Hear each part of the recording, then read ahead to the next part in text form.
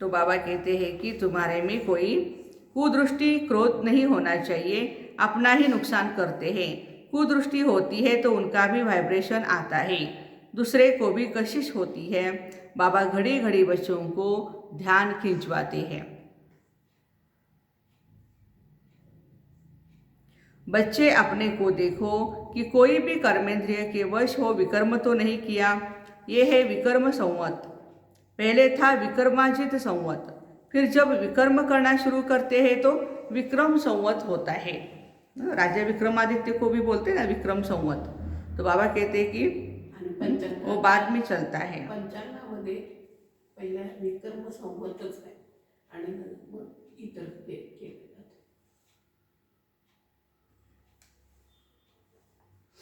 बच्चे अपने को देखो, चेक करते रहो। फिर जब विकर्म करना शुरू करते हैं तो विक्रम संवत होता है। अब बाप बच्चों को कर्म, अकर्म, विकर्म की गति समझाते हैं। कर्म तो करना ही होता है। सतयुग में तुम्हारा कर्म अकर्म बनता है। यह सब बातें तुम अभी जानते हो, दूसरे तो बिल्कुल ही घोर अंधियारे में हैं। तुमको अभी ज्ञान का तीसरा नेत्र मिलता है। त्रिनेत्री, त्रिकालदर्शी बनाने वाला एक ही बाप है। इस ड्रामा के राज को कोई बिल्कुल ही नहीं जानते। तुम मूल वतन, सूक्ष्म वतन, स्थूल वतन सबको जानते हो। आधा समय के बाद फिर दूसरे धर्म आते हैं जो वृद्धि को पाते हैं। उनको गुरु नहीं कहेंगे। गुरु तो एक के सिवाय कोई है ही नहीं। गुरु एक के सिवाय और कोई है ही नहीं, अर्थात सद्गति करने वाला एक ही है। अब सबकी सद्गति होनी है, उनको धर्म स्थापक कहा जाता है, न कि गुरु। तो उनको याद करने से कोई सद्गति नहीं होगी, विकर्म विनाश नहीं होंगे। हाँ, देहधारी गुरु को याद करने से विकर्म विनाश नहीं होंगे। उनको भक्ति कहा जाता है। ज्ञान की लाइन में सिर्फ तुम ही हो। ये है पांडव सेना, तुम सब पंडे हो ना। शांतिधाम सुखधाम में ले जाने वाली तुम्हारी बुद्धि में है, हम गाइड्स हैं। बाबा भी लिबरेटर हैं, गाइड है, हर एक को लिबरेट करते हैं। बाबा कहते हैं मुझे याद करो तो विकर्म विनाश होंगे। फिर अगर कोई विकर्म किया तो 100 गुना दंड होता है। इसलिए जहाँ तक हो सके विकर्म नहीं करो। अटेंशन रखो अपने ऊपर। जो नाम बदनाम हो, विकर्म करने से फिर वृद्धि हो जाएगी। इसलिए अब बहुत खबरदारी रखना है। भाई बहन की दृष्टि बहुत पक्की चाहिए। हम ब्रह्मा बाबा के बच्चे हैं, शिव के पोतरे हैं। शिव बाबा से हमने प्रतिज्ञा की है, फिर माया बहुत धोखा देती है। कहना बड़ा सहज है हम लक्ष्मी नारायण बनेंगे, परंतु डायरेक्शन पर अमल करना पड़े। स्त्री पुरुष सारा दिन यह ज्ञान की बातें आपस में करते रहे। जो भी युगल है ज्ञान मार्ग में, वो ज्ञान की बातें आपस में करते रहे।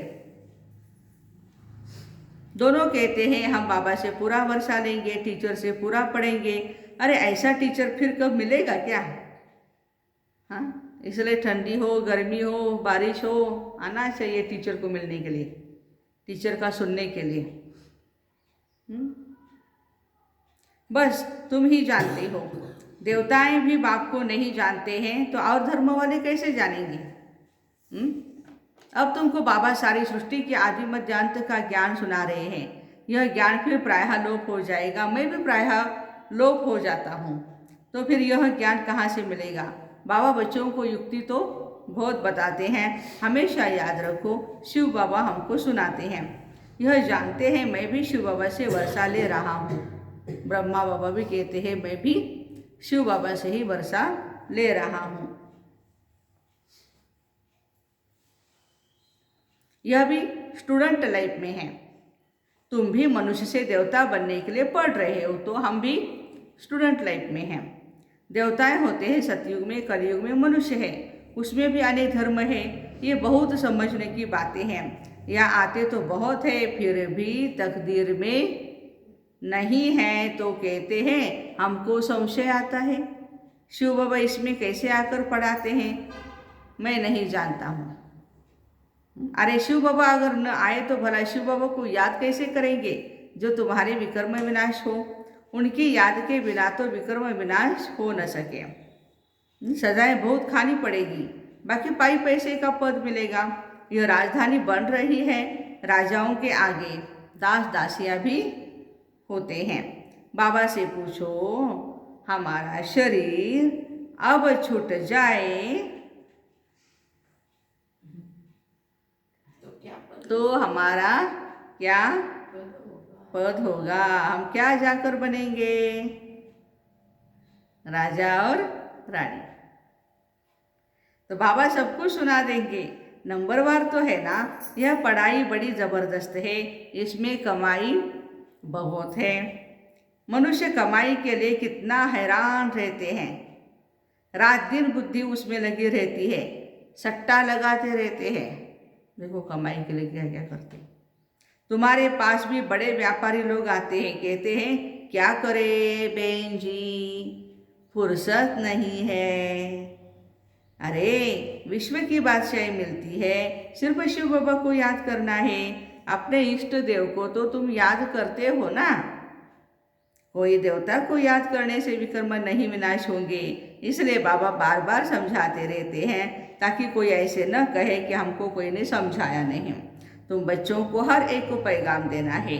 एरोप्लेन से पर्चा गिराना बहुत अच्छा है। देखो ऐसा कोई रह न जाए जो कहे हमको मालूम ही नहीं कि बाबा आया है, इसलिए यह सब करना पड़ता है। ब्रह्मा है शिव बाबा का पहला बच्चा। प्रजापिता ब्रह्मा वह भी बाप ठहरा। ब्रह्मा द्वारा शिव बाबा स्वर्ग की स्थापना करते हैं। बाबा कहते हैं मैं इन द्वारा आदि सनातन देवी देवता धर्म की स्थापना करता हूँ। ब्रह्मा द्वारा होनहार विनाश के बाद विश्व में सुख शांति पवित्रता होगी। कल्प कल्प ऐसे स्वर्ग की स्थापना होती है। सदैव बाबा बाबा बाबा बाबा कहते रहो।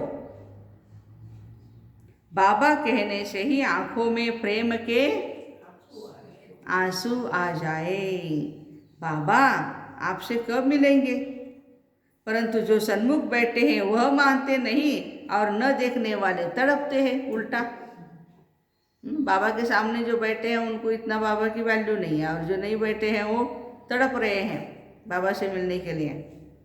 वंडर है, लिखते हैं बाबा बंधन से छुड़ाओ। कोई कोई तो बाबा के बनकर फिर माया के बन जाते हैं। तो क्या होता है, फिर पिछाड़ी में सब कुछ याद आ जाएगा, कैसे हम बाबा के बनिए, सेवा की और फिर बाबा का हाथ छोड़ दिया। मरने समय सबको कहते हैं राम राम कहो, फिर अंत में कशिश होगी। समझेंगे बाबा की याद से हम विकर्म तो विनाश करें। बाबा कहते मीठे मीठे बच्चे अपना कल्याण करो, बाप की श्रीमत पर चलो, सबको संदेश देते रहो। एरोप्लेन से कोई कोई को पर्चा मिला तो वह जग गए। कोई इतिहास है, हिस्ट्री था, किसी ने ऐसा पर्चा गिराया होगा जो पर्चा मिलने के बाद फिर उसकी बुद्धि खुल गई, बाबा के साथ मिलन मनाने आए। तो सारे विश्व में खास भारत में सुख शांति तो स्थापन होनी ही है।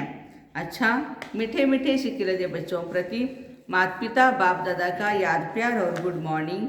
रूहानी बाप की रूहानी बच्चों को नमस्ते। हम रूहानी बच्चों की रूहानी माता पिता बाप दादा को याद प्यार गुड मॉर्निंग और नमस्ते। वाह बाबा वाह, शुक्रिया बाबा शुक्रिया। धारणा के लिए मुख्य सार पहली पॉइंट है, भाई बहन व भाई भाई की दृष्टि पक्की करनी है। भाई भाई भाई भाई बहुत खबरदार रहना है, ऐसा कोई कर्म न हो जो बाबा का नाम बदनाम हो। सेकंड पॉइंट, बाप में कभी भी संशय नहीं लाना है, प्रेम से शिव बाबा को याद करना है। रात दिन पढ़ाई पर ध्यान देकर कमाई जमा करनी है। वरदान, सदा विजय की स्मृति से हर्षित रहने और सर्व को खुशी दिलाने वाले आकर्षण मूर्त भव। सदा विजय की स्मृति से हर्षित रहने और सर्व को खुशी दिलाने वाले आकर्षण मूर्त भव। विस्तार है, हम कल्प कल्प की विजयी आत्मा है। हम कल्प कल्प की विजयी आत्मा है। विजय का तिलक मस्तक पर सदा चमकता रहे। तो यह विजय का तिलक औरों को भी खुशी दिलाएगा, क्योंकि विजयी आत्मा का चेहरा सदा ही हर्षित रहता है। जो विनर होता है, कुछ न कुछ उसको अवार्ड मिलता है या कुछ मिलता है तो कितना खुश हो जाता है, चेहरे पर आ जाते हैं ना, या नहीं आता है। तो हर्षित चेहरे को देखकर खुशी के पीछे स्वतः ही सब आकर्षित होते हैं। जब अंत में किसी के पास सुनने का समय नहीं होगा, तब आपका आकर्षण मूर्त हर्षित चेहरा ही अनेक आत्माओं की सेवा करेगा। देखो, भले बहन जी लेक्चर सुना रही है, लेकिन हम हर्षित होकर के योग में बैठे हैं। हमारा प्रसन्न चेहरा देख करके ही वो दुनिया वाले भी कहेंगे, अरे इनको क्या मिला है, हाँ कितने खुश रहते हैं ये लोग, इतने प्रॉब्लम्स है सारी दुनिया में, लेकिन ये देखो लोग कितने खुश रहते हैं। स्लोगन, अव्यक्त स्थिति की लाइट चारों ओर फैलाना ही लाइट हाउस बनना है। अव्यक्त स्थिति की लाइट चारों ओर फैलाना ही लाइट हाउस बनना है। तो ऐसे सदा विजय की स्मृति से हर्षित रहने और सर्व को खुशी दिलाने वाले आकर्षण मूर्त भाई बहनों को ओम शांति। Have a nice day.